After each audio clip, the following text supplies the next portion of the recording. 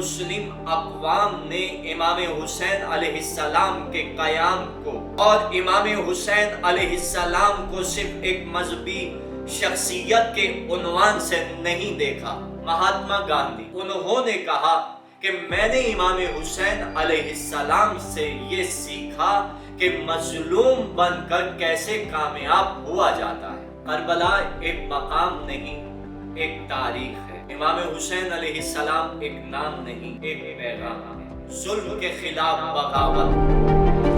اور یہ بھی جانیں گے کہ کیا وجہ ہے کہ کربلا صرف ایک مذہبی واقعہ نہیں بلکہ عالمی پیغام بن چکا ہے۔